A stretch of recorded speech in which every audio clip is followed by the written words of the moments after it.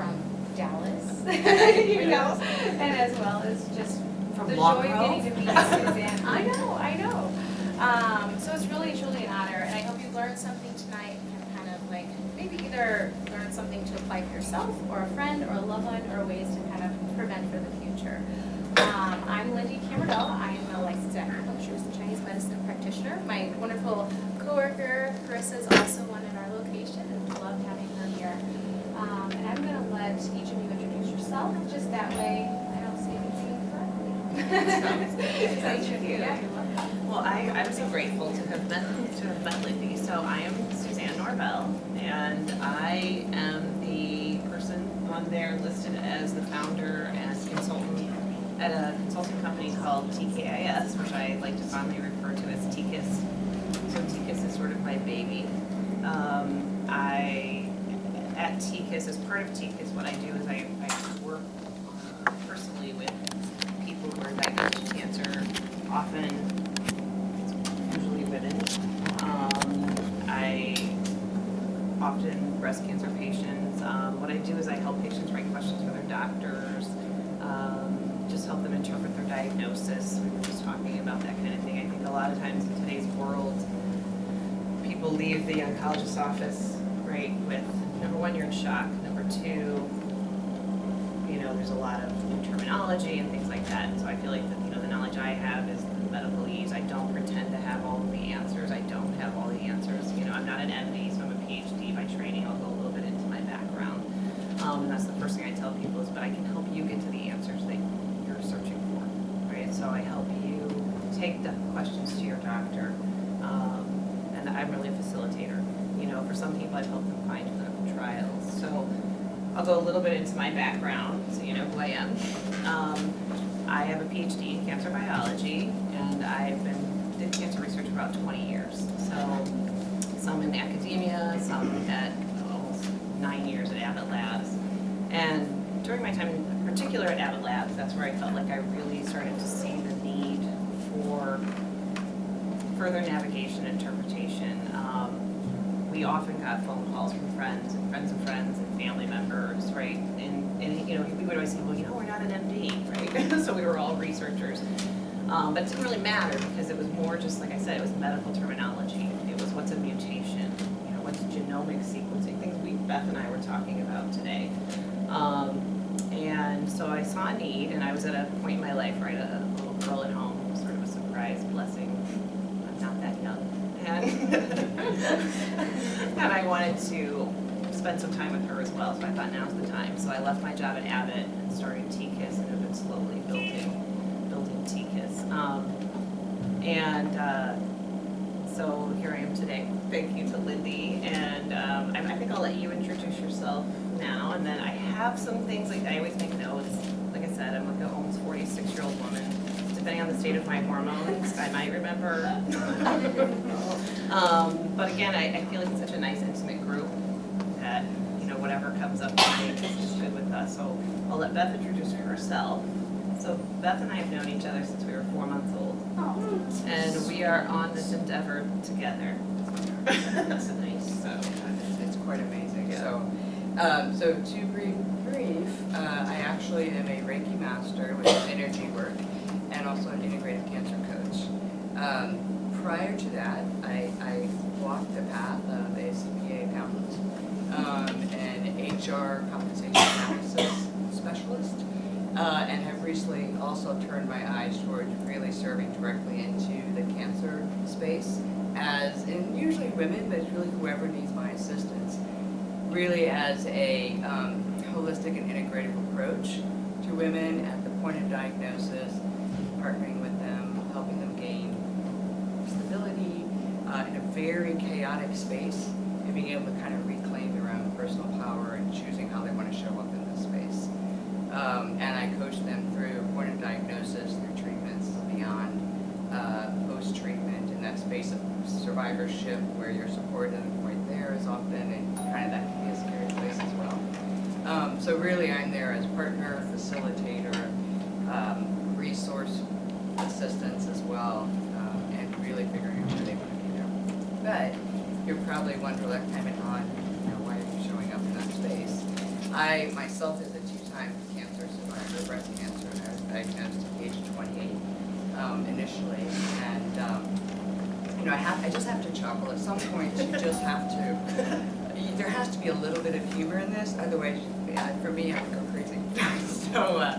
So hard for me at 28. Everybody's like, "Oh, you're so young. It must be in your family." I'm like, "Well, no, it's not my family." "Oh, well, you must have, had your period really early. You must have had all the little risk factors where it checked." No, I didn't have any of those. But that's okay. It was stage 1 at the time. I had a tram flap, which is a full mastectomy with a reconstruction through my belly muscles and fat at the time. And then I was on 4 rounds of chemo. I did not need to do radiation at the time. And then I was on tamoxifen for 5 years after that. And it was great. I'm healthy now, and I continue to be. About 14 years after that, I had a reoccurrence of the other breast. It wasn't really a reoccurrence, let me rephrase that. It was another primary cancer, so it was not related to my other one. So it was a little further along. It was a stage 2B, or whatever staging might mean. It is a label. It doesn't, for me, I'm learning to work with the labels in the sense that it's just a label, right? And it helps the doctors understand what the best treatment may be. So I went through that, and I had a full mastectomy again with an implant. So I have the best of both worlds. I don't know. I got both experiences. I got the tram, natural route, and I got the, implant, the silicone. I was like, is that okay? So, interesting. Oh yeah, it's all okay now. But anyway, so I did that route. I had radiation. I had 6 rounds of chemo at that time. And now, as a result of my age and where I'm at, I've had my ovaries removed, and I'm on what you call an AI inhibitor, so an aromatase inhibitor. Means it's shutting down any estrogen that's still being produced in my body. It cuts it off. So Lexapro, you might have heard it referred to as a Arimidex, is kind of the scientific name for it. And I've now been on that for 5 years. So anyway, so really, I really want to launch into, because this is really for you guys, but I just want you to understand the reason that I've stepped into this space is what I recognized from my own experience was there did not seem to be a consistent resource mechanism throughout the entire process that was neutral, open, that could help me facilitate, that could help me talk through, like, I love my family, I love my friends, but even then, I felt sometimes I was putting up my own shield to be like, okay, I can't handle your grief and your, oh my gosh, I can't believe you have cancer, you're 28. I'm like, I do, and I can't handle working with your own stuff. So really what I realized as I have a life coaching certification as well. And so I'm fully stepping into the space to serve exactly that resource that I felt was missing when I was there, that would have been so pivotal for me to have been able to say, you know what, you just got diagnosed, let's ground, and we're just going to breathe right now and bring ourselves back, because guess what? The person who walked into that doctor's appointment is no different who left that appointment, right? You now have another layer of information that you're going to work with. And the skills and the strength and the personal empowerment you had within you has not left. It's still there. We're just going to work with it. And so just kind of bringing it back to that, and then fully engaging with wherever my client needs at the time. My client is my number 1 responsibility, and I fully believe that they need to hear that you're absolutely the driver of this. You have choices, and you can do this. It's your choice to decide how you want to be, right? You can ask doctors hard questions. You can fire your doctors if they're not serving the needs that you know are right for you. It's research. So I'm going to stop there for a bit, but what I do want to really stress is during both of my diagnoses, I did have this wonderful benefit of an individual named Dr. Suzanne Norvell as a really intricate, great friend, and really wonderful at what she does. And because I say this is because I knew that one of my stress factors was I hated going on the internet. It was not helping my healing whatsoever. And so I literally would say, I don't understand my pathology report. Here it is. You go research, tell me the questions on a clinical side that I need to ask. tell me what's out there in clinical trials, and tell me what are the key issues. And if anything, it was just her saying, oh, if you're to get breast cancer, this is the best kind to get. I'm like, okay, I'm gonna take that, you know? I remember that conversation. Or whatever it is. And I was like, oh, I'm so happy. I know, and I was like, okay. But really just understanding that just that is, you are a choice to gain that knowledge and be with that. It's not, it can be really, really scary, and I get that, but it's being able to ground yourself in knowledge and who you are, your values, and being able to align that and re-engage. You can decide how you want to engage and be in relationship with this entire experience. So, with that said, since we are talking about the fear component, I think that would be a perfect segue into what we're speaking of, so thank you. Yeah, again, you know, we do this often, but every time I hear her story and I hear you talk, I think, you know, how grateful I am also. In fact, one thing I think I shared with Beth today, and then I'll start going into the fear part, was that I said, you know what I realized is that when I was in the world doing cancer research and, you know, some of this, you know, oh my gosh, we travel the world, and, you know, and the truth is, the people that I interacted with, several different pharmaceutical companies, right, they really are trying to cure cancer. Okay, so I think that frustrates me the most is when you hear people saying, the drug companies have the cure for cancer, but they're not releasing it because they just want to make money. Okay, that's not true. It's difficult, right? But I said, and it's interesting what I said to Beth today was I said, you know what I'm realizing though is there I was very much surrounded by my peers, right? But not surrounded by a lot of patients. I mean, one of the, you know, I was fortunate enough that one of the drugs that I worked on while I was at Abbott is currently in clinical trials. So we were moving it into clinical trials and working with patients at that level. But I said it wasn't until I started doing this that I realized the patients are the experts, right? I always thought we were the experts. And I realize now, I'm like, oh my gosh, the patients are the experts, right? In terms of they know what it's like to be diagnosed with cancer. They know what it's like to go through the surgeries. They know what it's like to go through the chemotherapy, right? We are sort of just trying to make that journey a little bit easier. And truly the people I work with were on a quest to make cancer a treatable disease. So I can't emphasize that enough. And it's funny that the reason I brought up fear is because fear is universal, right? I think we all have fear around something. And again, dealing with patients, a lot of times at the beginning of our conversations, you can hear a lot of the fear.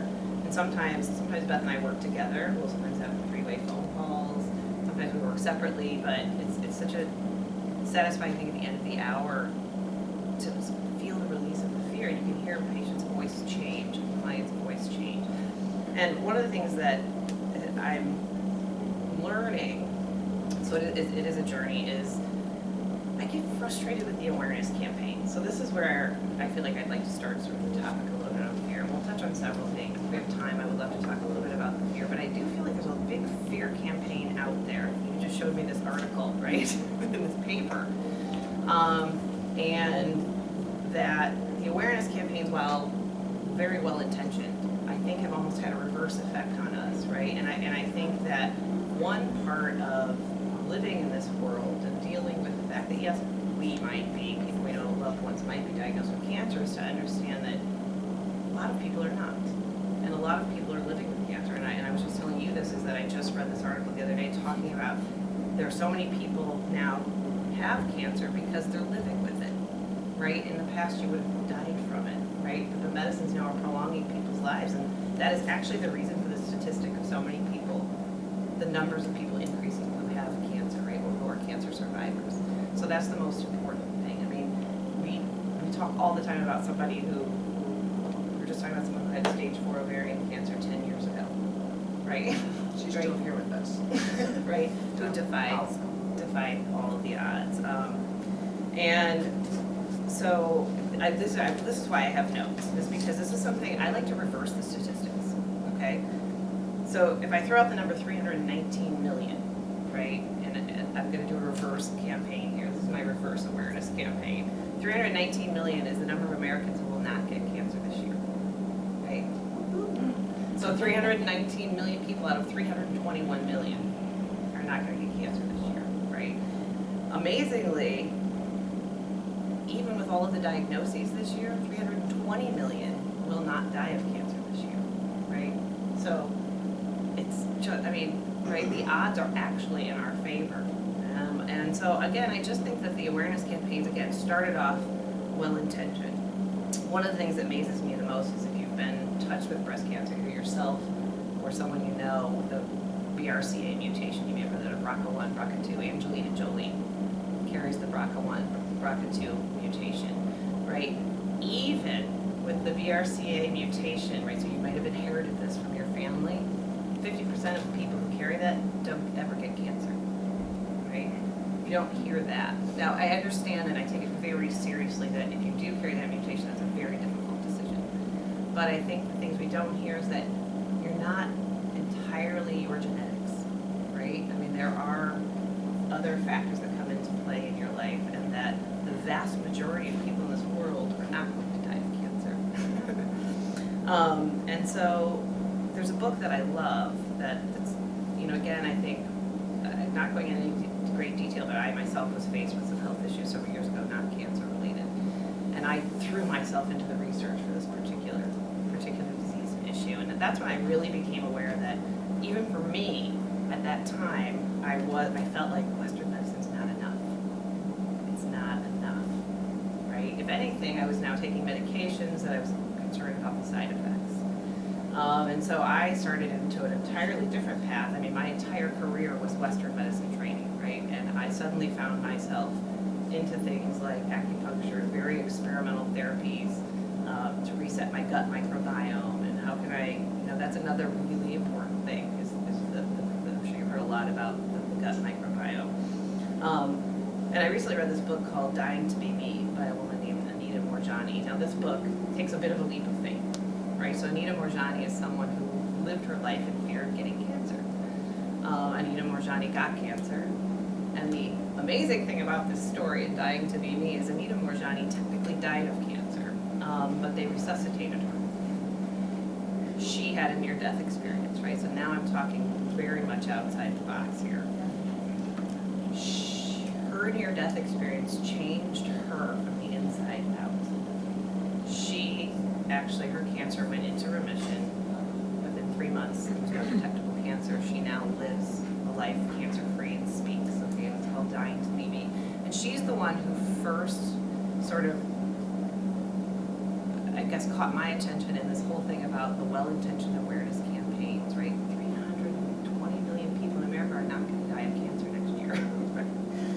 That's a celebration. And for her, she lived in fear of getting cancer. Then when she got cancer, she lived in fear of being treated for cancer because she had seen people get very sick from the medication. So she said, my whole thing was fear. And now she goes out and talks to cancer patients. And she wrote this book called Dying to Be Me. Again, learning to be her true self. That's why it's called Dying to Be Me. Her case is so unique, right? None of us expect to have that experience. But either way, I feel like her perspective is just, it's so amazing. And when you think about cancer, and my husband would ask me this all the time, he'd be like, I just don't understand why cancer is so hard to treat, right? And I said, what makes cancer unique is that it actually is ourselves, right? So if you get a bacteria or the flu, which is a virus, or anything, bladder infection, right? We as scientists know how to more easily, not always easy, more easily treat something that's foreign, a foreign invader. But cancer is when something in your cells in your own self actually, right, become diseased. And so as a cancer researcher, as an MD, as a PhD, it's harder for us to target something that is made of yourself without harming you, the patient. And so this is what I do love, and some research going back to some of the very ancient medicines, which basically teach you to love the cancer, right? Love yourself. The most important thing you can do as a complementary therapy is learn to love yourself. Not easy, right? We know it's not easy, but it's a really fascinating way to think about it. And as you're going through treatment, to know that you also have control over it because it is yourself. It gives you some semblance of control, right? Meaning, do the visualization, the things you can do to help the medicines do what they need to do. Real quickly, and then I want you to talk more. I do, if you're interested, I could talk about some of the really new amazing therapies. So again, I'm a big believer in the whole integrative approach, right? I'm a believer in taking, as Beth said, one of the things that research has shown is that when you're someone who not takes control, but takes initiative in your treatments and asks the questions, and like Beth says, one of the things we love to say, and not necessarily in all different crowds of healthcare professionals, but we love to say you can fire your doctor. You kind of piggyback on that. You can't fire your actor. No, you can fire me, that's okay. But no, I went to a cancer researcher who is an acupuncturist as well, and she said that exact same thing. And she actually has found studies saying that those patients that are willing to fire their doctor actually live longer. So if you have a good relationship with your doctor, that's one thing. But I think it shows then those patients that are wanting to keep researching on their own, keep taking that further initiative. And I just thought I'd chime in on that one because I saw that and I was like, oh yeah. And then hearing you say that too, so it's kind of Well, interesting. and it's easy for us to say shift. One of the things I've read is what they call shifting away from passive, right? But I think Beth reminds me how hard that is to do all the time. So this is where you should not take advice from me. You should take advice from Beth. I can't imagine how hard that is to do, but this is what we're doing. Our goal is to help people shift away from passive by taking things off of their shoulders, right? So if that's something that we can provide, that's our dream, right? If we can help a large number of people shift away from passive, and we've had people where one woman I think almost broke down in tears because she realized she said, he just sounds like my oncologist sounds like my father scolding me. I was like, what? I mean, that's not a good It's relationship. not a good environment. Yeah, it's not a good. So again, with what we do, we want to assist you because sometimes it takes years to shift away from passive because, we need these people. We need these medical professionals. One thing I do tell people if you're interested is in any kind of treatment, if anyone you know is undergoing cancer, you're now ask immediately if there's an immunotherapy. Okay, so one of the most amazing new breakthroughs, and so again, this is coming from a very classic Western medicine position, is harnessing your immune system, right? One of the things we've learned to do, which is really transformational, is get our own immune systems to attack the cancer, right? Again, this is perfect because if cells are made up of our own cells, getting our own immune system to fight it is really the most perfect way to fight it. So in any kind of cancer, just you should say, is there an immunotherapy for my type of cancer? There are things under that class, immuno meaning immune system, and then obviously therapy for being therapeutic. There are things like cancer vaccines. There are these amazing new drugs that everyone should know this term, checkpoint inhibitor. A checkpoint inhibitor is a truly breakthrough immunotherapy, a truly breakthrough medicine so cancer cells are amazing, right? So they evolve and they adapt. And one of the things they learn to do over time is disguise themselves from your immune system. So they put on what I call a mask. And they're like, don't bother me, I'm normal, right? And they're not. But they learn to literally put on a mask to make them look normal. And our immune systems just ignore them. So checkpoint inhibitors are a new class of medicine that essentially takes the mask off of the tumor and says, I'm exposing you for what you are. Let the patient's immune system now see, and they're really phenomenal. And so again, I like to, these are things that you can tell a loved one, and I mean, they're being used in cervical cancer, breast cancer, lung cancer, melanoma. The checkpoint inhibitors are checking them in all of the cancers right now because when patients respond, they tend to be cured. I'm going to ask you offline. I won't go into it now because it's I have a crazy cancer that not many people understand, but I looked into the immunotherapy. Okay. There were, and the immunotherapy, after I Googled the site who has immunotherapy for leiomyosarcoma, which is my cancer, it was $80,000 and they'd had 22 lawsuits for killing their patients. So I got a little scared off for that. So I'd love to maybe offline at some point see if you can help me find an immunotherapist that won't kill me necessarily. Exactly, definitely. And the one And it was just this cancer. Right. All the other immunotherapists seem to have this great thing, and they're, $8,000, not $80,000. Exactly. some ways I become obsessed with the heart of the thing is to find. I can't stop.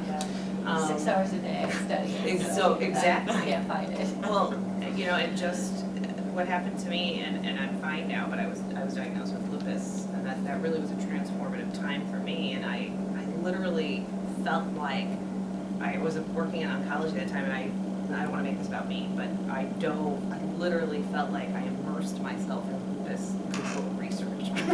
Right. And it was almost like then once I figured out what I was going to do, I sort of came back and I sort of joked to my boss. I was like, okay, I'm back now. I'm going to start doing oncology research again on your dime, because I was doing lupus research.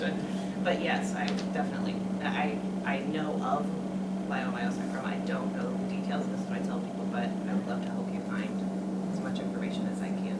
So, yeah. And yeah, so there's not always an immunotherapy. There often is. And so an immunotherapy that's going to be, so phase 1, just as a general rule too, is more about safety, right? So you always, if you're a relatively healthy person dealing with a cancer, then you might want to opt for a phase 2 or a phase 3 trial if you find a trial, right? Because it's been proven to be safe by the time it gets to phase 2 and phase 3. Phase 1, it's undergone safety testing in like chimpanzees, right? And they will treat with a very, very low dose, and they will be incredibly cautious. But phase 2 and phase 3 tend to be where you'll find a more thoroughly safety tested medication. So let's see, so I don't forget, I'm not gonna go on all of that. Oh, prevention's a hard thing. And I say that not because there's no such thing as prevention, because I believe there is. I think it's just in today's world, there's too much information, right? Again, well-intentioned, one day talcum powder is giving you ovarian cancer and the next day it's not. And the lady who cuts my hair was like, I don't know, one day on Facebook someone will tell me like, never eat bananas again. And then the next day it's like, you have to eat bananas. So that's another thing I help people do. So sometimes people are survivors or just in sort of a maintenance phase. I will look up supplement safety, right? Because I think we all tend to now, often we all take a supplement or two.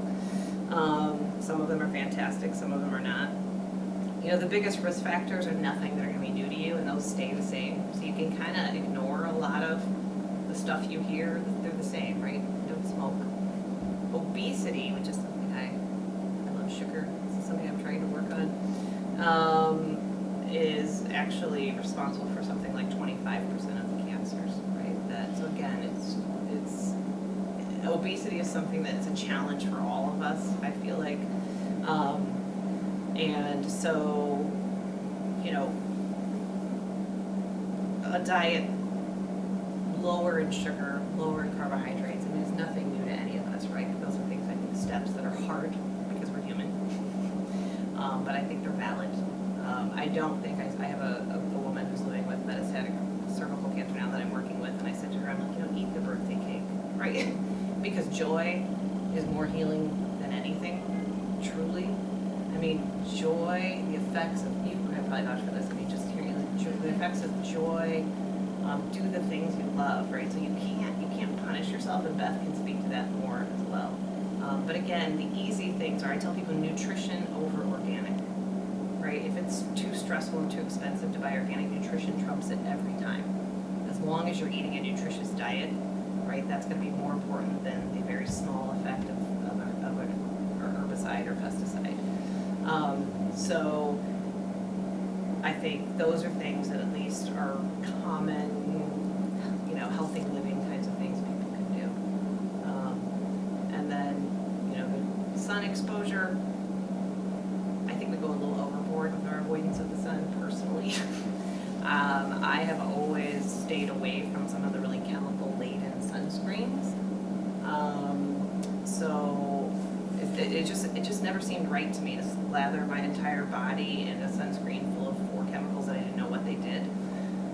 And I think that's been overdone, right? That one day I was looking for a foundation. I just want a foundation to go to work. This is when I was working full time in the corporate world. I get up in the morning in my house. I put my makeup on. I drive in my car. Some UV light comes from the window. This is what every dermatologist tells me. And then I go into my fluorescent lit office with no windows for 9 or 10 hours. Then I would drive home, and I was like, why do I have 5 chemicals on my skin to prevent me from sun exposure and I never see the sun, right? So common sense. There are now these fabulous sunscreens that have what's called non-nano zinc oxide. And they're the ones we used to use, right? 1950s. It turns out that's not absorbed in the bloodstream. The ones in all of these common sunscreens we all use, they're absorbed. They can detect them in the bloodstream and the safety's on them. So, again, one of the things I said when all of this information came out too recently about meat, and oh my God, I can't eat meat, I can't use my fingernail polish, how am I gonna live? You know, and one of the things I said to people is like, please don't fear the manicures and pedicures of your past, right? Everything in moderation. You know, if you can use a safer alternative, great. You know what, I used to use all of that sunscreen too, and I think at any time in your life, if you make the change, it's a healthy change. So this is a broad spectrum of things. I'm gonna kind of end there, but I think it's practical, I hope useful. Advice, I'll hand out my card, people are welcome to email me or call me if you have questions, and but I think Beth is somebody who can give you a lot better perspective on sort of the fear component, and you know, she's really immersed in sort of an environment in Austin, Texas, where she works daily with cancer patients and how they address all of this. So, but there's too much. The information out there is crazy, right? So I just feel like just keep in mind that 320 million people are not going to die of cancer next year. But before we make that transition, I do just want to take a pause because you guys just had a lot of information that was given to you. She interrupts me all the time. You need to pause. Because I know my little brain gets overwhelmed by anything that's scientific related. So I just want to pause and see if, let it kind of settle in a bit, and is there any questions that you have that might be percolating as the result of the information that Suzanne provided for you? Anything. I have a question. I work with people in chronic pain or whatever, but a lot of people lately have some kind of diagnosis of cancer. And I just talked to a neighbor of mine whose best friend died. And she said she ate organic, she was the most fit person, she exercised, and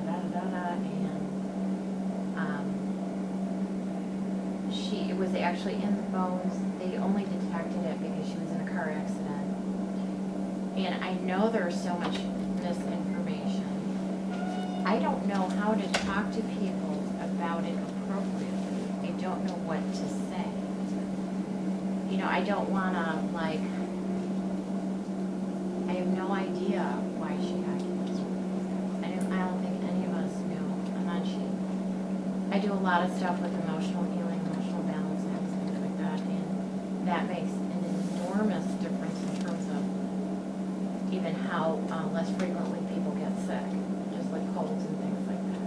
So there is a mental, emotional, mind-body connection, I think, to all of health, but there's a lot of things we just don't know. So is there, as a holistic practitioner, I do body work and massage, Reiki and things like that, is there a good way when somebody comes, I just comfort people, but I don't know how to talk about it. Sometimes I think the less you say, the better. But I would like, from your perspective, since you do this all the time, what are good tools, what are good ways to address it or handle it? And you'll have to forgive me, I also have a hearing loss, so I think I hear what you're asking is how do we really speak or hold space for someone who might be coming in with a diagnosis, right? What can you say? I just talked in circles for that, yeah, Okay, basically. no, that's great. Basically, that's it. Hold space for that person or someone who is saying, like, they just found out someone was diagnosed, they eat really well, they exercise really well, and then that scares them also. Right, Yeah, exactly. absolutely. Great question, and we all struggle with this. The best gift that we, And you know what, you should tell us what not to say. yeah, it's interesting because the best gift that we can give anybody who shows up in our space, I find that a very sacred space, right? We can, I know it's kind of a term, but you holding space, allowing that person to speak their frustrations and their sadness and their anger and their fears, you don't have to fix anything. There's nothing you can do or say that will actually fix where she's at in that very moment. But the opportunity for her to release that and let it go, because probably no one else is letting her speak without saying, oh, well, you need to eat canned tomatoes. Or, wait, well, I know that you just got diagnosed, but let me tell you about my young friend who just died. It's like, okay, she doesn't want to hear, he or she does not want to be in that space. Just being present, mindful, and listening, and just saying, hey, I'm here to hear what you're going through. And you know what? Just reaffirming that, yeah, it is scary. It is crazy that we can do everything we possibly can, and this still happens. And I'm grateful that you're still here right now.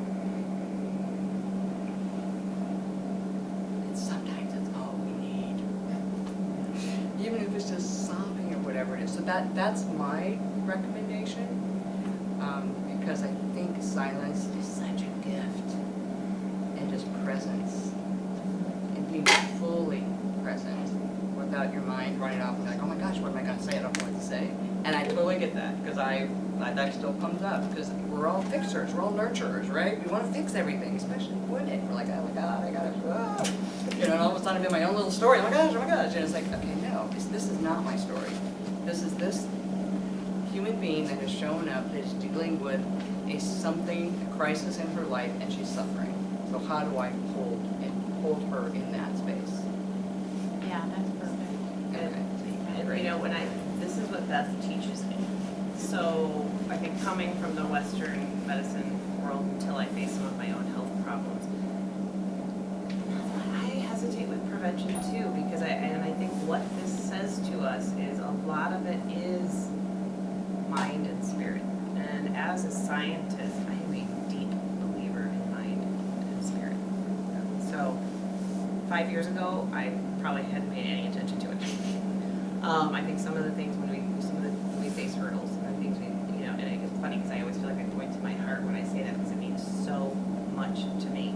And I think Beth couldn't have given me better advice in the sense that a significant portion of the healing is the mind and the spirit, right? And also, probably when it comes to prevention, one of the most amazing treatments, I think, for any illness is therapy, right? And getting into, like, digging down deep, right? Some of the therapy, sometimes you just need to let it out. You just need to cry. You need to really, and I feel like in a lot of ways, that's the best prevention and one of the best treatments. And I think in today's world, it's often forgotten. And that is something that Beth teaches. But I have no problem accepting that as a scientist. I've done acupuncture, I believe in acupuncture. I believe it's incredibly powerful. I believe massage is incredibly powerful. Prayer to whatever spiritual being you believe in. And also, maybe at this point, what would you say? Sort of opening yourself up to the universe and saying, here I am. So before I even move a little more even into that space that we're speaking of, are there any more like questions on clinical, cool stuff, science? Wait, Kate, did you Anybody want to talk about speak not to yet? what not to say? Do you want to speak to that? Oh, just a couple of things that I have also read, not to say, but I also have felt since my diagnosis is, my so-and-so had the exact same thing. Cancer is so specific to each individual. There's no breast cancer that's like any other breast cancer. And their experience is not like anybody else's. So to say they had the exact same thing, it's just insulting. And my whole family said that, oh, so-and-so had uterine cancer just like you. And I'm like, well, this isn't really anything that anybody could have. There's no one in Illinois here. There's 3 of us in Illinois. It's rare, but just to say they had the exact same thing. I guess the other thing that would bother me is just the repetitive oh gosh, and so-and-so just died of cancer, and they actually call me up. Yeah, so-and-so died of cancer, I wanted to reach out to you. I'm like, what? I'm already low, what are you burdening me more with this? But everybody thinks they need to tell you about the latest person who died with cancer when you get cancer, so I would say that was a no-no. I love your idea of what to say is, that's terrible, I'm sorry about that, I'm here with you, I'm so glad you're here now. That is so helpful to us, just having someone say, I'm glad you're here now, let's have a smoothie together, you know, just, I'm glad, that's really helpful. I'm a retired school guidance counselor, and there's a fabulous program, it's called Love and Logic.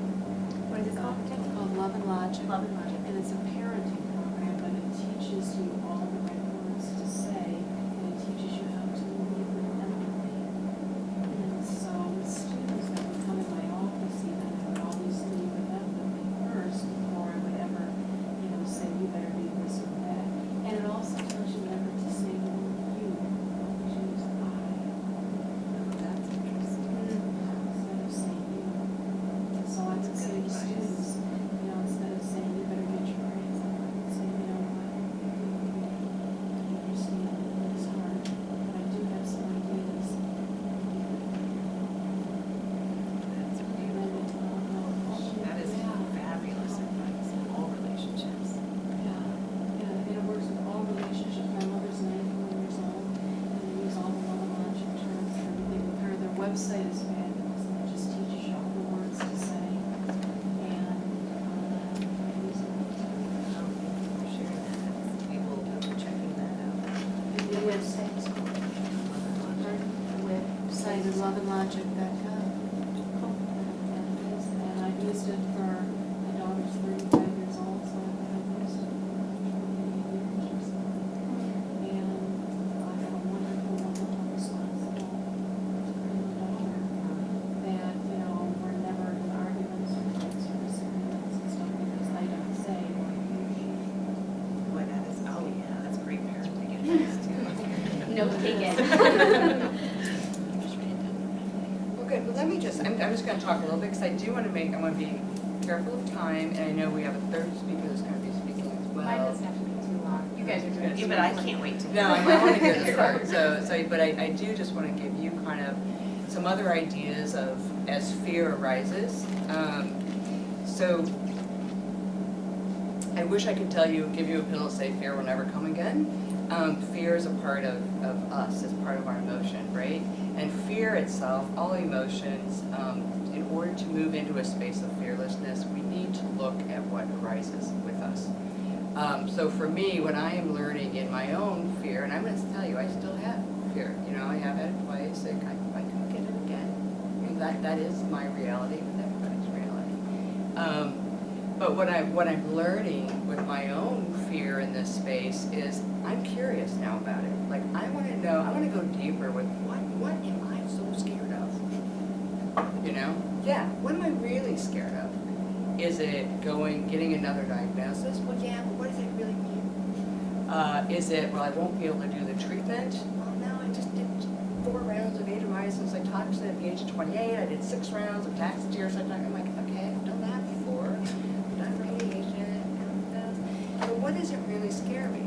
And what scares me, and this is going to go really right at the heart of it, so please, it might be right in your face, but for me, it's my own mortality. I'm like, I don't want to die too young, because society has told us we should all live to 90, or at least 100 now, right? Because everything's better in our society, but I'm like, wait a second, I don't want to be in that space of death at the age of 45 now. But in looking at that, because that is like, I have decided I will not be held hostage by a 4-letter word called fear. That's my little Midwestern, like, I will not let you have the best of me, And so in that space, I have allowed myself to, kind of what Suzanne referenced, I'm going deeper into the things that are meaningful to me. What brings meaning into my life today? I can tell you, I love self-care, I love nurturing, I love massage, I get monthly acupuncture as well. I do things that bring me joy. If you have grandchildren, visit them. If you like a good piece of chocolate cake, have it. Do it every day? Probably not, but do the things, I love nature. I love simple things. I love walking my dogs because I can, Not everybody has that, and so that's one way in which I look at that. I'm like, okay, I'm going to look at that. I'm kind of exploring what truly brings me joy in this moment. Fear still comes up. It percolates. It's in the Eastern philosophies, they'll call it monkey mind, little crazy thoughts. It's just you can't seem to stop. Well, what if, right? When I'm literally in that space, being at a doctor's appointment or what have you, just a very mindfulness practice that I will do is just literally bringing my focus to my breath, because that nails it right there for me. I am still here.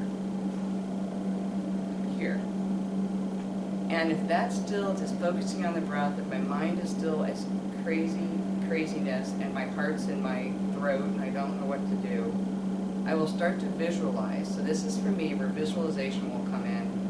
And I will literally visualize, focus on my feet. I will have my mind directly focus on my feet. My mind cannot be in two different places at once. Focus on my feet. For me, the visual that's meaningful for me is a tree, because it gives you the full groundedness into the roots, into the ground. And while what's beautiful about the tree is that it allows flexibility and movement, right? So you don't have to be the same person you were at 20. You don't have to be the same person at 30. You don't have to be the same person you were yesterday, okay? You can still choose how you want to show up, but you're grounded right here, okay?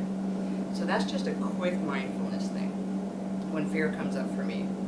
A second thing that I do for my fear when it comes up is I realize that I'm not the only one that's in this place of fear. There are many other people that are also going through a cancer diagnosis or are feeling the same type of fear that I am in. So what I do actually is I'll breathe in that, and I'm just going to breathe out compassion for everybody who is suffering in this space. Because it's not just about me, I'm part of it. I will definitely honor my space that I'm in, but there's a bigger space out there. And just by me starting to bring my head up and realize, okay, Beth, there are a lot of people who are really suffering with a cancer diagnosis. And I can just literally breathe into that. It's almost like it's a bit freeing for me, because I know that it's going to be okay. I'm okay, and I'm still here, and I'm opening up to something bigger than myself and my awareness, okay?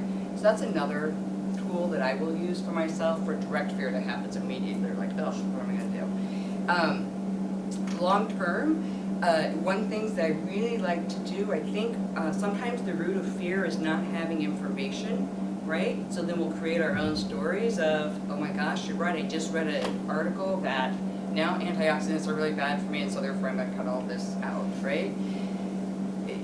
It's okay to get knowledge. Knowledge is also good. But when you receive that knowledge, listen to how you react to it, right? So it's really being aware. This is where the mindfulness practice will help you. It will help me. I'll speak for myself. It has helped me recognize that by being mindful, I'm more in tune with what my body tells me. So now when I hear people tell me things, I'll kind of sit with it a bit. And I'm like, God, I feel like, ugh, something's not right in there. And I'm like, okay, that doesn't have to be my situation, right? So knowledge is power in this instance, where knowledge about yourself, understanding your body, but also clinical knowledge. If you have, I was fortunate, I had a resource like Suzanne. I knew that too much internet knowledge put me into a panic space. I was like, I did not want that. I chose to remove that type of anxiety in my space. So I literally said, Suzanne, this is your task. And what I did was focus on how am I going to give myself space to heal, but in order to do that, I had to understand where my anxiety was coming from, right? And I'll be honest, you learn. I learned to set boundaries. I learned to say no. I learned to not pick up the phone every time someone called. I don't have to do that. I don't need to answer everybody's voicemail. It truly became, this is all about me. And you have permission, I'm gonna give you permission right now. If any of you are going through cancer, or dealing with the diagnosis, or even survivorship with it, you have permission, I'm gonna laugh, you can play the cancer card, you got it. You know, he's like, no, just, and you don't have to give a reason why. No, I'm not gonna go. No, I'm not gonna call her back.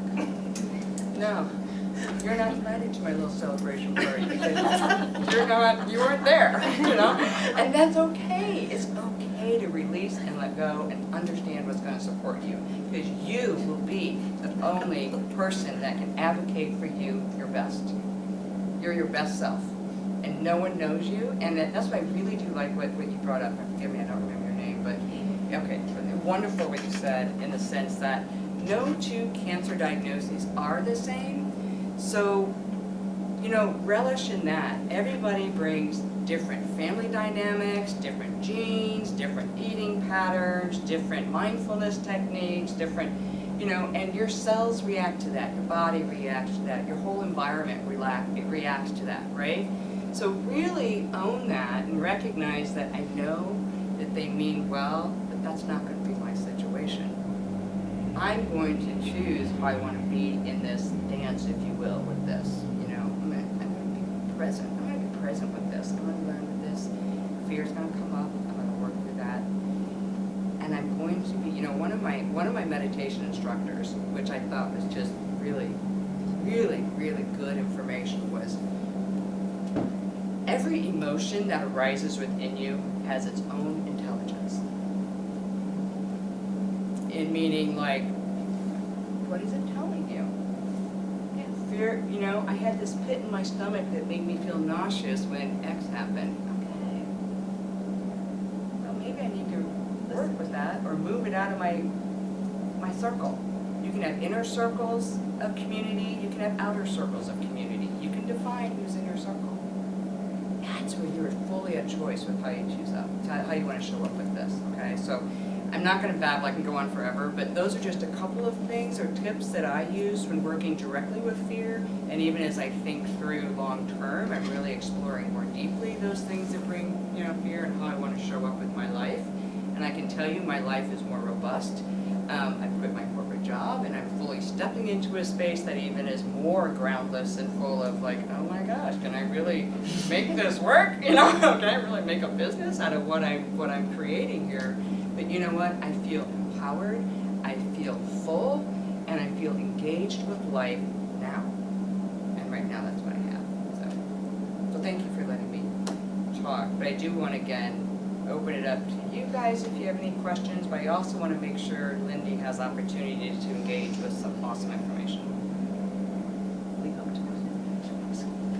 We have time to chat in that at the end. Yeah, sure. You know, ask more personal questions. But Is anyone getting warm? I can open up the back door or anything. getting more and more? Susan's feeling. I wasn't sure it's because I didn't have a So, well, we're getting everybody situated. You guys have any questions for me? do it. Or No, it is taxes. If you want to, or a CPA, you can always do some tax returns. I know, right, exactly. I'm like, well, how can I make You brought that up today. I know, I did. That's addressing helping cancer patients manage their finances. Well, it's really interesting because that was one of my other major stressors for me when I was going through it, and I realized it really is part of this space is navigating finances, navigating what the bills show up. Is this a bill or is this an explanation of my benefits? Is it an EOB or whatever? It can be really overwhelming. So part of my role as coach is also to be present with my clients to really figure out what can we do to make this a more healing space for you, and how can we bring in resources to kind of clear that plate. We have a larger dream. We have this larger vision. Yeah, it's definitely a need to show up. Show up for this, guys, is all I'm saying. This is yours. You're the driver of this. When you're told to taste something that you know, like letrozole, you said you're taking in aromatase inhibitor, and when you're told to take something like that, how do you figure out whether you want to take that, you don't? I know it'd be great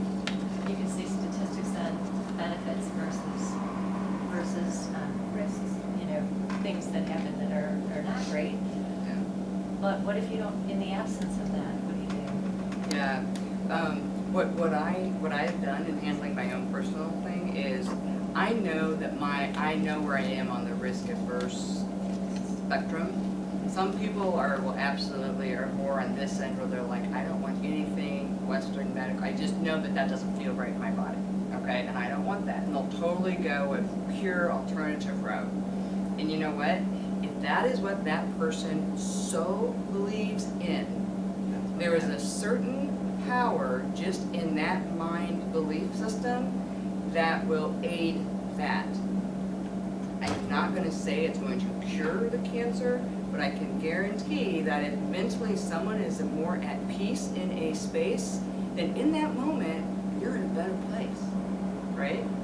So in that regard, that's, kind of understanding your own patterns. I know that I grew up in a very German environment, and everything's like, risk averse, like, well, I have a 401k, and own property, and so that kind of is where my mind lends itself to, right?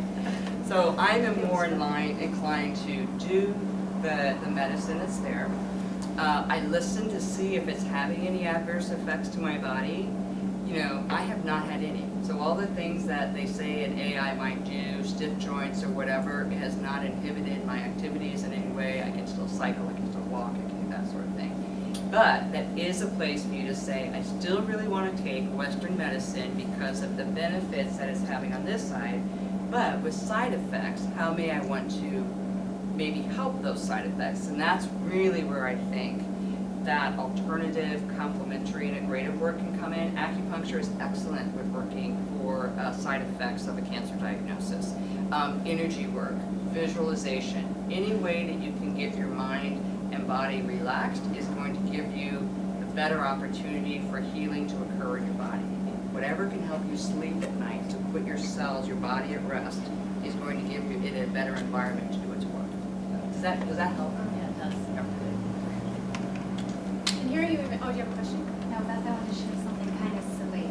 When you had mentioned the fear of EOBs and bills and stuff, I developed an anxiousness about going to my mailbox because I never knew.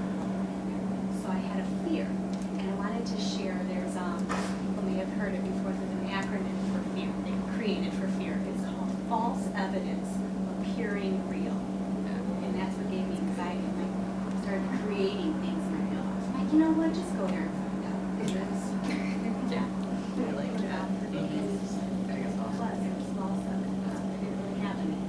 Ready to hold this down. You're not just texting friends. No, I know. This is always going to be.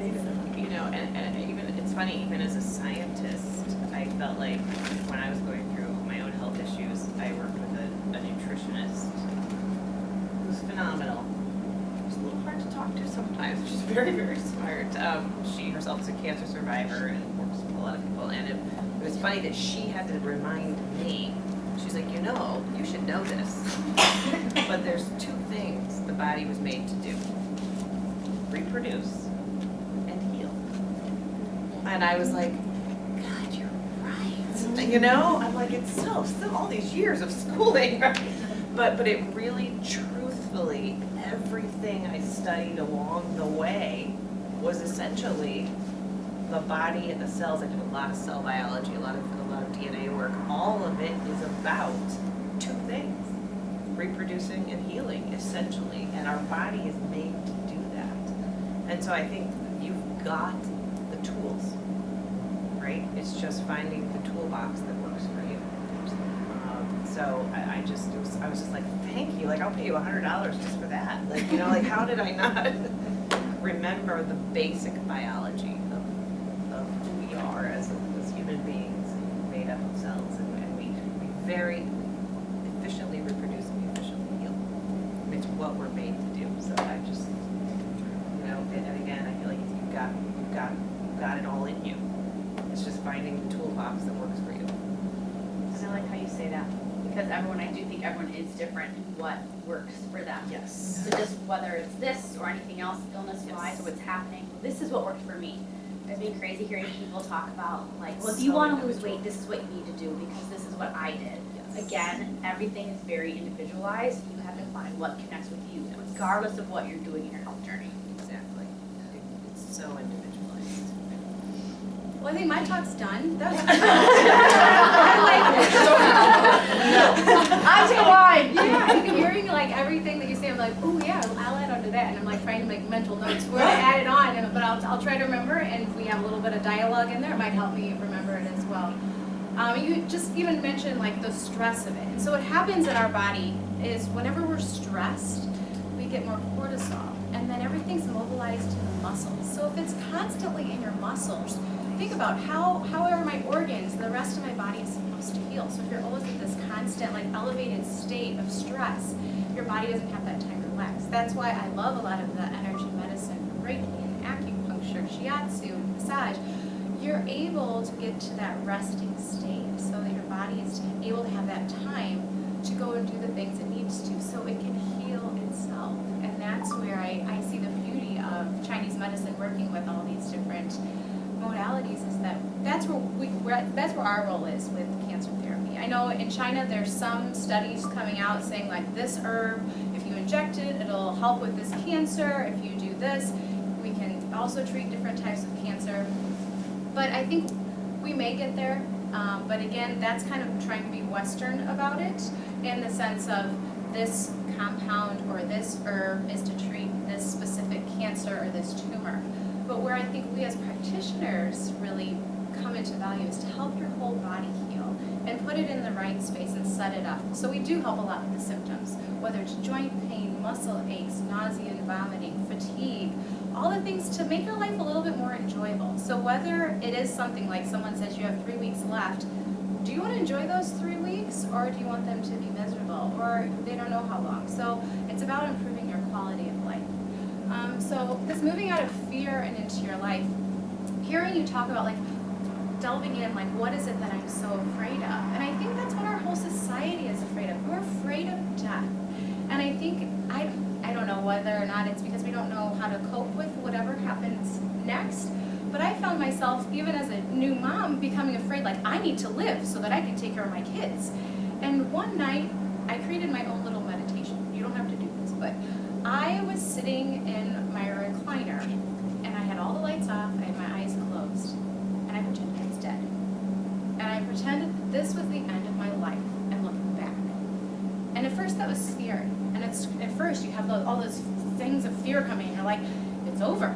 I can't talk to my kids anymore, I can't talk to my friends anymore, I can't impact the world anymore. And then it's the end. And I even have like emotions coming up, like talking about it, because they're just so visceral. And then you step back, and then you think, well, what do I want people to remember me by? What things in my life do I want to experience? And then you start working your way back. And then joy emerges. And then you feel that tangible sense of the day, of that present moment, and that you are still breathing, and that being able to ground yourself in your breath and feel that. So I found it to be very powerful. As you can see, I'm still like moved by that moment, but it then you appreciate sitting in your tent with your 4-year-old today, and we're playing school, you know, and you appreciate the long walks, and you appreciate everything. You appreciate the bad moments too, because you're going to learn from them, you're going to move forward from them too. So, so moving out of fear and into your life.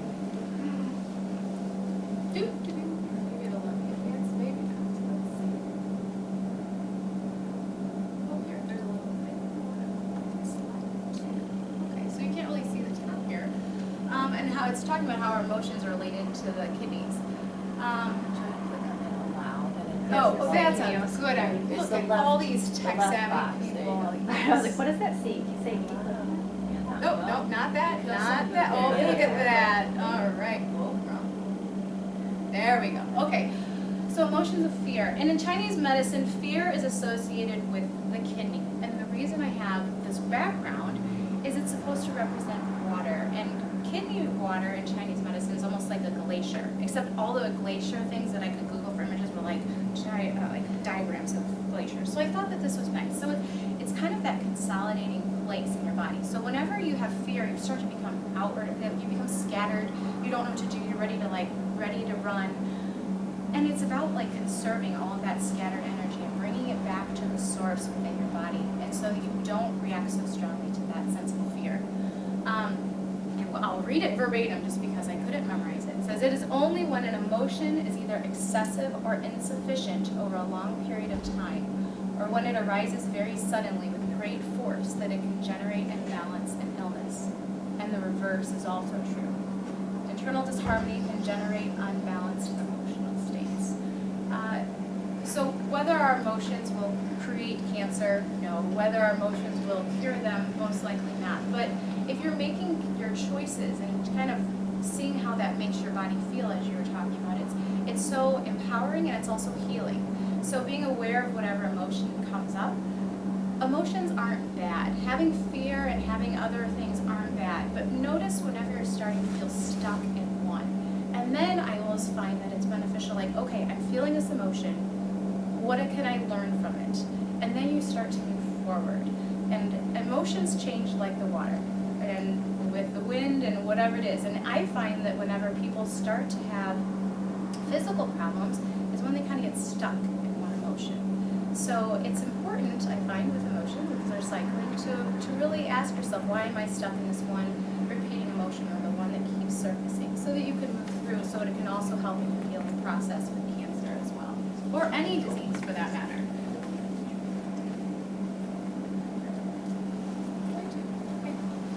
So some things with the kidneys, whenever they're showing up, this is just basic symptomatology in Chinese medicine whenever we're looking at the kidneys.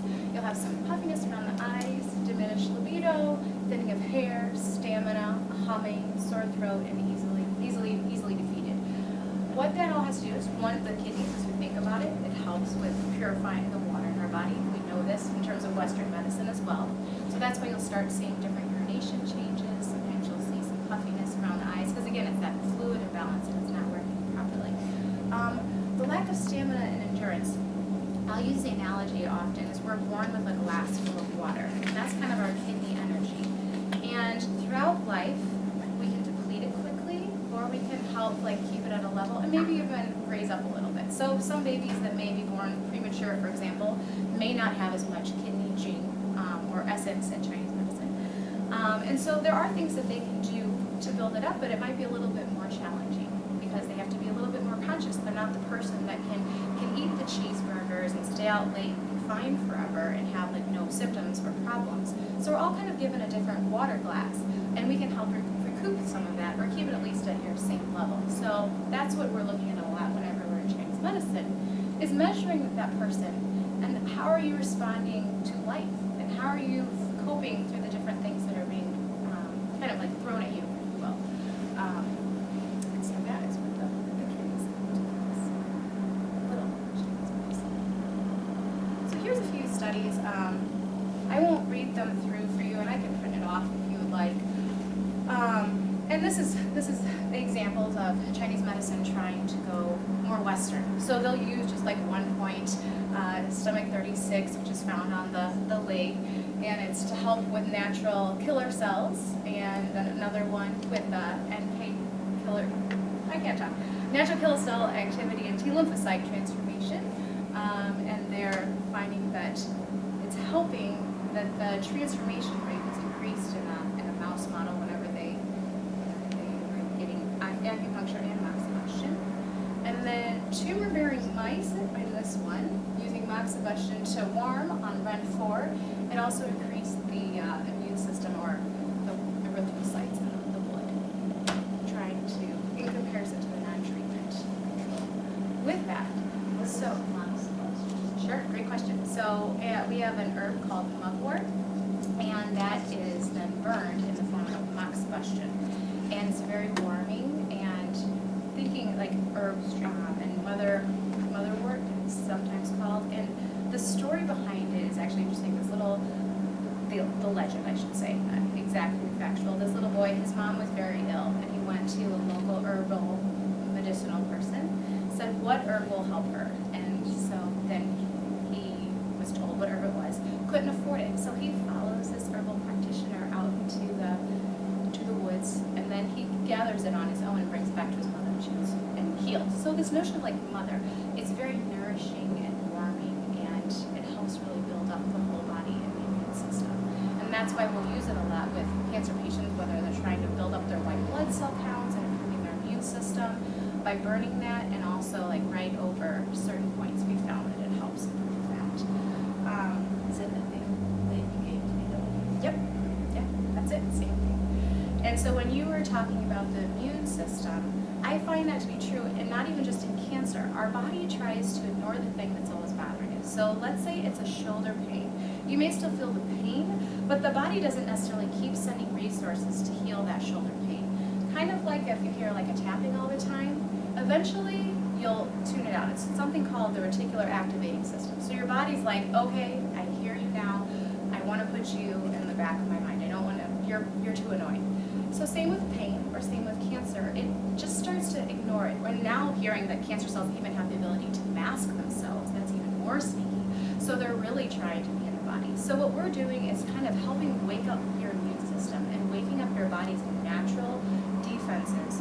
Not that it'll necessarily cure it, but that your body's in its best healing and most optimal state, so that it can either prevent it or minimize risks, or at least make you feel a little bit better along the way with your immune system. Yeah. Can I add, I don't know if you're going there, so it's not only the immune system, but also has that effect on the emotions and how we can be in a better emotional state, as well as just like the time to be relaxed, and like you would, like when you're resting, taking a nap, the ability to give your body the time to shut down, relax, and heal.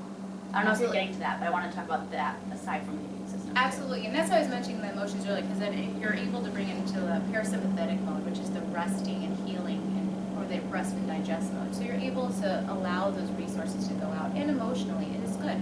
It's good to have just like that safe space, kind of reset, and then being able to go back. Whatever it is in life, that's a challenge. All right, and so that, yeah, these are some of the different things that we use. Moxibustion, which I just explained, acupuncture, as most people know, for needles.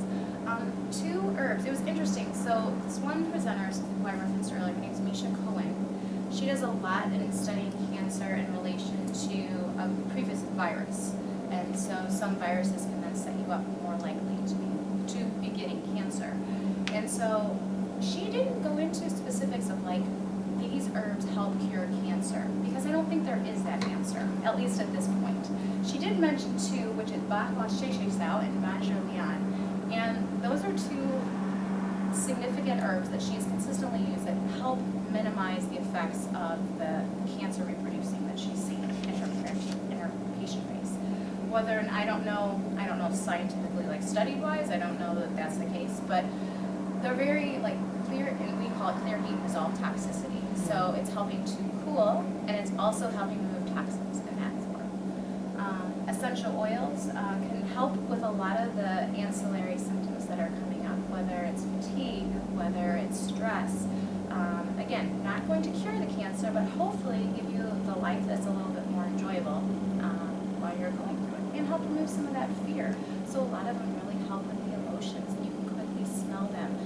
So if you are having a situation where you're feeling fear, to smell it and have that grounding meditation would be very powerful. The olfactory goes right to the brain, and a lot of the essential oils have something called sesquiterpenes. I can never say it properly, but it crosses the blood-brain barrier, which is an encapsulation in the brain that's our filter. And so these are able to cross over very quickly into the brain and to give you that almost instant response in helping you feel better and more relaxed, if that's the goal. And then diet, again, these are 2 herbs as well, Huang Qi and cordyceps, but these will help with boosting your immunity, but also your energy, so they're really great. And Huang Qi, you can even cook and incorporate it into, we call it kanji. It's a really, really cooked down rice, so you keep adding a bunch of water whenever you're cooking your rice. You can add some Huang Qi in it to really help kind of boost your immune system. You can even do that just to stay healthy. We could order them for you, or you could probably get them in Chinatown. But again, you don't know the source of that sometimes, and you want to be very careful when you're using Chinese herbs, because if you're getting them out of China, some of them will have high lead and high arsenic, and probably other things that we don't know. I don't tell you that to be scaring, I tell you that to be informed. So you just want to be careful about your source. So Chris and I do really look into a lot where we're getting our herbs from, and they're tested at their site where they're manufactured, and then they're retested here in the United States. So you're not going to necessarily find that in your Whole Foods, but we can get them. And then also chiropractic is also really beneficial as it kind of helps keep your nerves functioning and help your body stay in more alignment as you're moving through. And I can't speak to that as much, not being a chiropractor, but my sister as well. And advocate for yourself. I will say you are your best doctor. I did a talk in our office on that probably now a year ago. And the reason that I say that, it's not that you'll have more answers than your doctor, but you are your best advocate. And you know, because it is so individualized, that you will be able to either take that chemotherapy or that Western drug and spin it into a positive light for yourself and encapsulate it as to a healing piece for you. Or if you know that that's going to be something that you don't want at all, then it wouldn't be healing for you. So advocate for yourself, see what fits with you, and kind of just resonates exactly with what you were saying. And keep learning. And also those who fire their doctors live longer. So I even had it in here, that's why I chimed in earlier. But that was my additional little piece. And I think that is the end. So, yeah, that is. So, anyway, any other questions or more further? Oh, I know, I thought I heard someone inhale. Yeah, and then I know I have to take up my last question. But you can ask the question. Well, no, I just wanted you to help me understand the relationship between feelings and fear. Is Sure. that typically where the effects of our fear go there, or the kidney? Sure. If So, the kidney disease doesn't affect our emotions, so that's what I'm trying to. if you have kidney disease, then does it? I'm just trying to figure out what's the flow of in the relationship between fear and the kidneys. Sure. So, different emotions are assigned to the different body organs. So, for example, the heart is joy. For the spleen, it's also earth, and it's more like root, like thinking. And then you have the lung, which is often sadness. The kidney is fear, and then the liver is often anger. So that's whenever you watch Inside Out, it's almost like Chinese medicine. So you see all these little embodied people, and you're like, oh, there's your liver energy coming out like, who put broccoli on my pizza? Thank you, way to go, San Francisco, you're on pizza. So they just have assigned essentially a different emotion to each of the organ systems. And then the kidneys, since it is kind of like the basis of everything, that's your reservoir, that's your battery that you're always kind of holding on to. Then it goes up and helps with your digestive system. It's kind of like that initial spark that then cooks the food, then brings up all the other energy. And your breathing and your eating are the two things that really create some great energy in your body. And in our cycle that we learned back in semester 1, it is your breathing and your food, your digestive energy that give you the great energy of your life. Which is why they say it's so important to not just breathe in your lungs, to make sure your breath is going all the way down to your abdomen, so it's making that connection. And I would just say, Chinese medicine, it is so important, it's a balance, right? So it's not that go ahead. Yeah. It's not that you'll never experience fear, like all fear is bad. It's not that you're never going to worry about anything. It's just an excess of those emotions, and then will start to affect that organ system. Yeah, so an excess of fear, you would look to the kidneys. It's too much worrying, you look at really strengthening what we consider the earth, the digestive system in a patient. So that's a little bit easier of one to understand. So someone who tends to worry a lot might get an upset stomach, before a presentation, they're worried, they're really anxious, and they keep running to go to the bathroom before their presentation. That is excessive worry really affecting. Or the lungs, grieving, crying, that's actually it's that excess grieving affecting the lungs, having a hard time breathing, catching your breath if you're crying. I think those might be a little bit easier examples to explain than the kidney, because it's a little bit more tangible. Like you said, them being the reservoir, they're the deepest, so it tends to be some of the stuff you see symptomatically last. If that makes sense. It does. So is a deep-seated fear then constantly depleting your system? Yeah, I would say.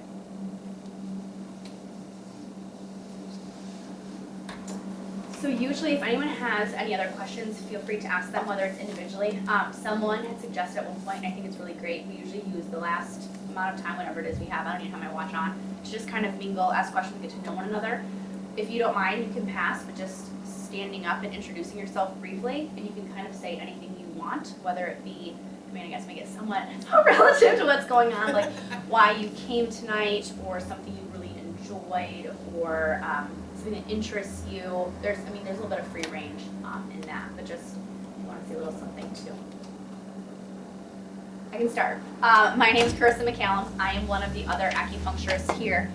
I really love our ladies' nights because I think we can learn so much from other people in other professions and being a source of support for one another. I've said, for me, it's very important.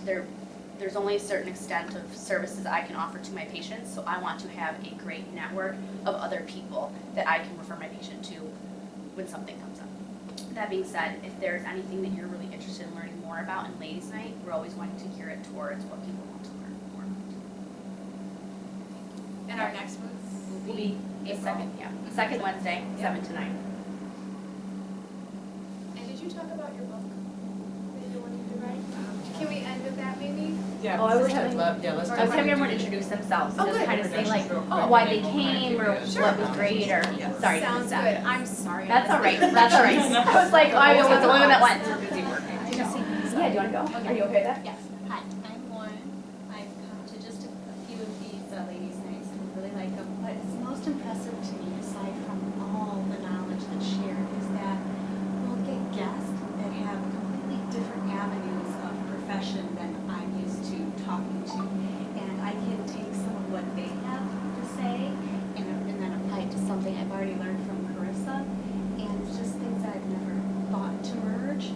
And it really helps the whole balance of me and what I'm trying to do or change little aspects of my habits or my thinking or any of that. So I just like to merge everything. And each time I come, I've got new stuff to merge into the fold and start again. It's my feelings. Hi, I'm Mary Jo. This is my first time. I really enjoyed it. Thank you very much. Thank you. I've heard great things about this facility, and my sister was the one who encouraged me to attend. Hey, Tracy. The best gift my parents ever gave me. And I knew it was just nice having, you know, her all to myself, that's Yeah, we why always you say, say, you try and sister's time, so. And so, awesome. yeah. And so this is only my second one, although I've been coming here for probably since the fall, last spring it was.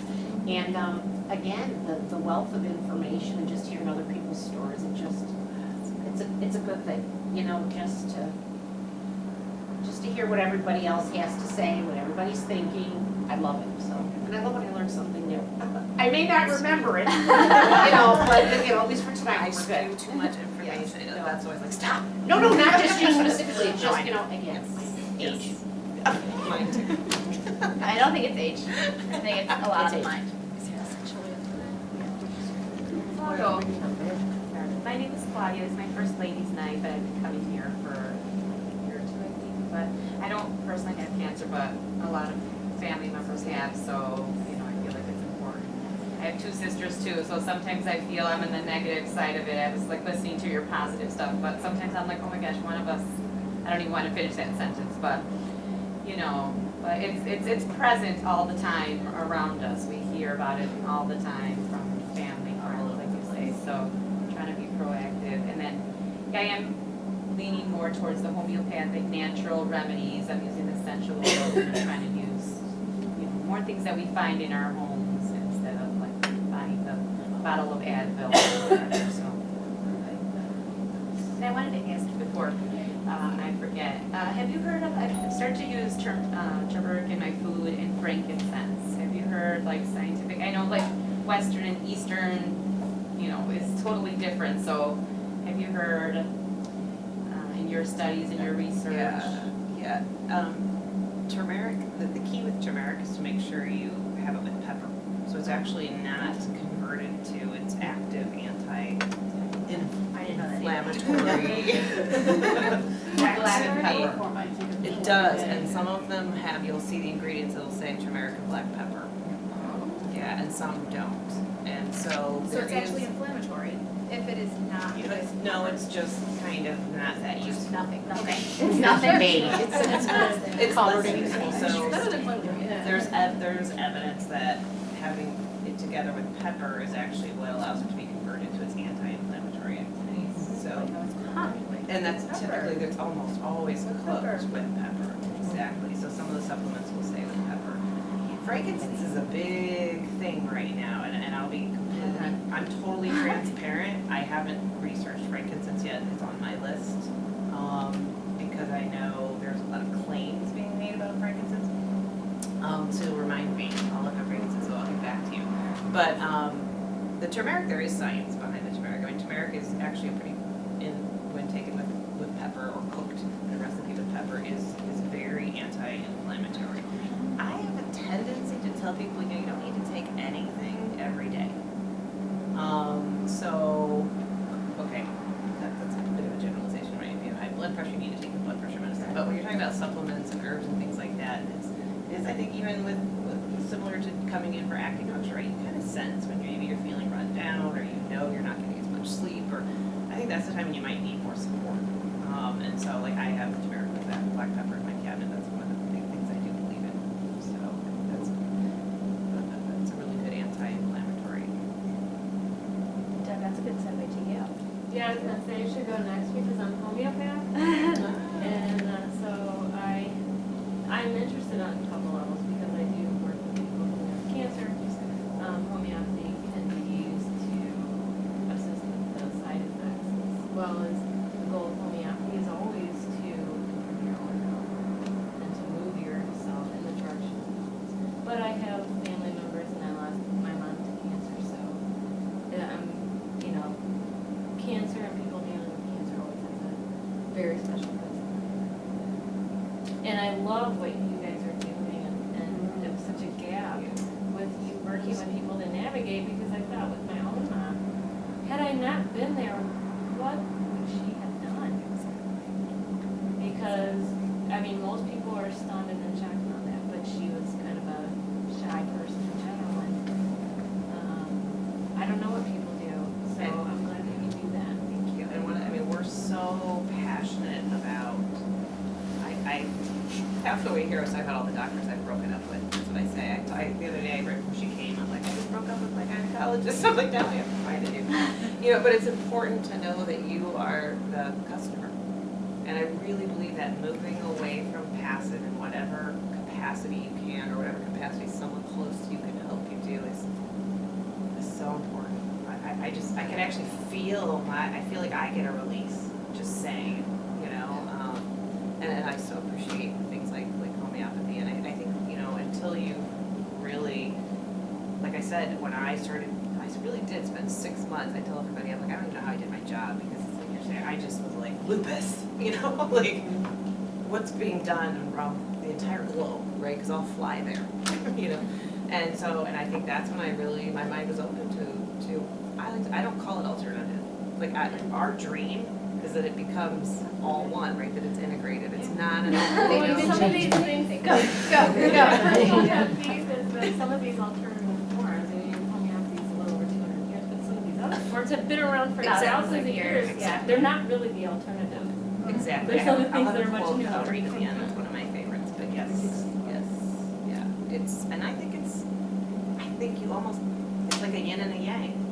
You almost need, how do you heal without both?